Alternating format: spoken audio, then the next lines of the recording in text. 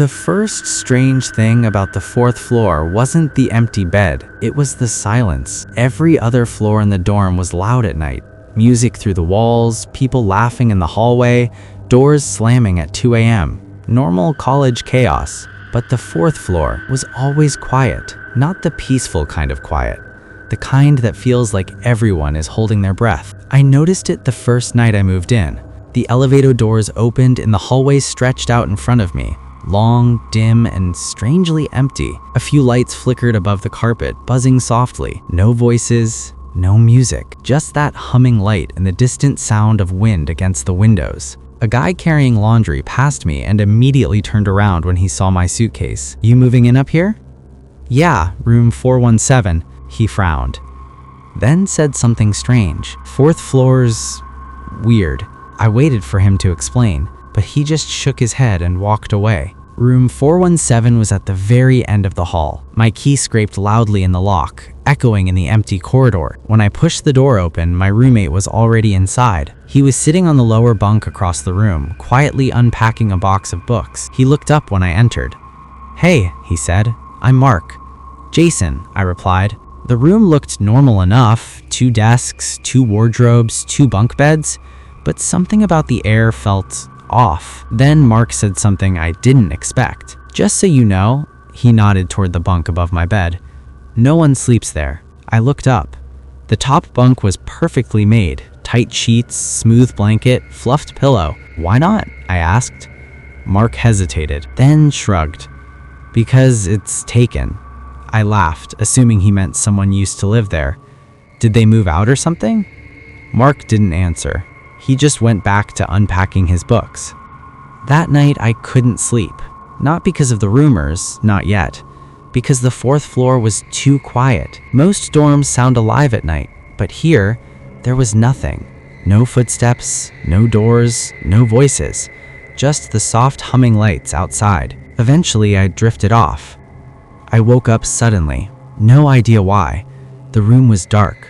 My phone screen glowed faintly on the desk beside me, 2:30 a.m. Then I heard it. A creak. Soft. Close. The wooden ladder beside my bed shifted slightly, like someone had stepped on it. My chest tightened. Another creak. Slow. Careful. Someone was climbing down from the empty bed above me. I forced myself to look. The ladder moved again, but there was no one on it. The wood bent slightly under invisible weight. Step. Step. Step. Then the footsteps started. Soft ones. Crossing the room. Mark was still asleep in the other bed. I could hear his steady breathing. The footsteps stopped at the door.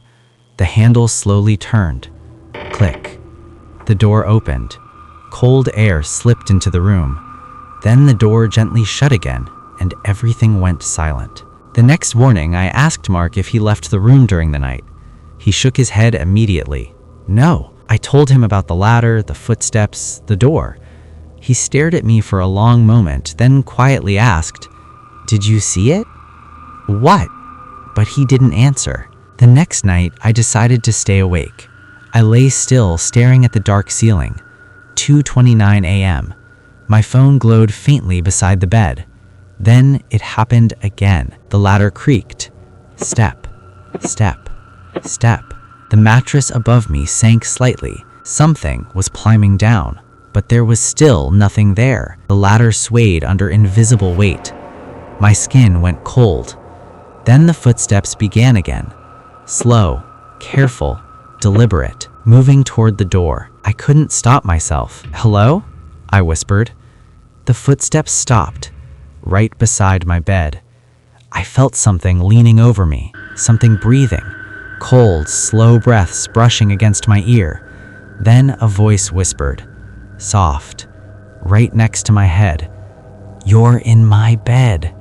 I bolted upright. The room was empty. The door was closed. Mark was asleep, but the ladder was still gently swaying. The next morning, I went to the housing office. I told them everything. They exchanged uncomfortable looks. Finally, one staff member pulled up an old record on the computer.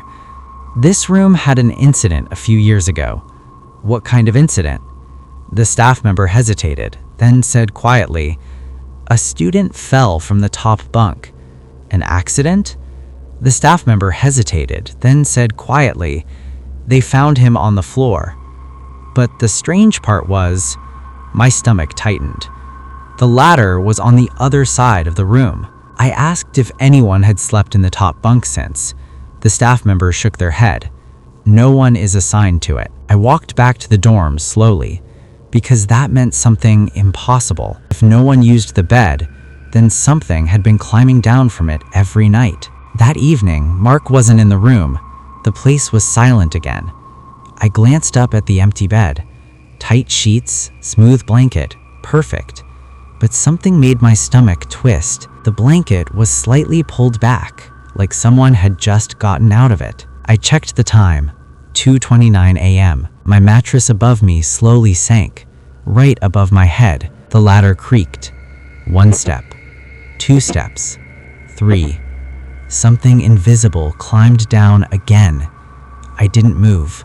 I didn't breathe. The footsteps stopped beside my bed.